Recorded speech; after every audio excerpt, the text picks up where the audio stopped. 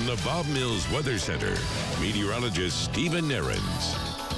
Well, we talked about it earlier. It was a little bit of a wake-up call for some folks this morning. Once again, as we've had a lot this morning, a lot this summer, rather, pretty noisy storms when they did occur. And, of course, we had a lot of those last night. We had a lot of those yesterday as well. Rainfall total so far, 48 hours. I mean, it's really the 4 to 48-hour time frame. And once again, widely ranging. Some areas only got a little. Some got a lot. Around the Tulsa metro even. I mean, Sky took 1/4 of an inch. Downtown Tulsa between about 1/3 and 1/2 an inch. Then you get down to Bixby, that 1.54, that's the Bixby area, 1.5 inches on the south side of the metro. Widely ranging, 1/2 inch to 1/4 an inch across portions of Pawnee and Osage County, at least the sensors that we have. There were other spots that picked up more than that, but of course these are the areas that have had the long-standing drought that really need a lot more. Southeast Kansas, once again spotty, a little in some spots, a lot in others. We had those storms, particularly last night, those training severe thunderstorms. Look what that did, almost 5 inches of rain in Miami, 2 3/4 inches of rain in the Grove vicinity and up around Wagner, and then down towards Weber's Falls, over 2 inches of rain. So some areas got a good soaking. For those that only got a little bit this first round, there are more to come over about the next 3 to 4 days, and we're hoping we can kind of spread it all out somewhat evenly by the time it's all said and done. Here's radar now. Of course, a lot quieter. Showers have exited the area. Now, we're still going to have, you can see these little showers that have popped back up west of McAllister. We're going to have 1 or 2 of those to the south and east this afternoon. But in general, those chances diminish for the rest of today. A much sunnier look than we had earlier this morning.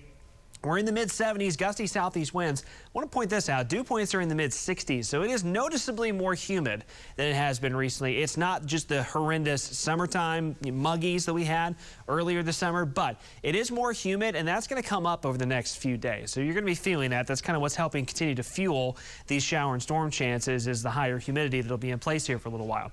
Visible satellite, getting a lot more sunshine, pockets of clouds hanging on, and temperatures responding in kind. Some of us already up to 80 around Eufaula, Wilburton, Okmulgee, Bristow, and Pawnee. We're in the mid-70s, but climbing pretty quick here in the Tulsa metro. Low to mid-70s off to the east, so that's will push us up a little more this afternoon, and those southeast winds are going to stay pretty gusty as well. So through the afternoon, again, some pockets of clouds and areas of sunshine. Generally, as you would expect, sunnier spots will be the warmest, so probably some mid-80s in southeastern Oklahoma. Tulsa, I've got us at 83.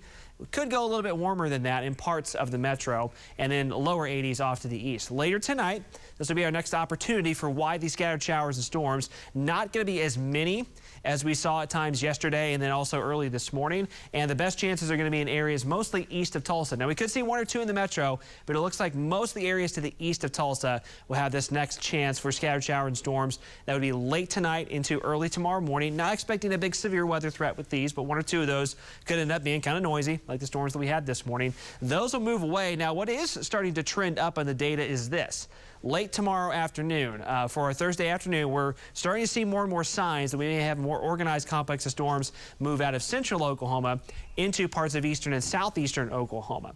And this trend has been kind of picking up in the data here recently. Currently, the severe weather risk that we have is relatively low. It looks like as those storms maybe be initially a little more intense to our west and then weaken as they head further east. But we may have to be bringing that severe weather threat for late Thursday up a little bit more. And as I roll with this from Thursday night into Friday morning, notice again, continued chances for scattered heavy thunderstorms to redevelop.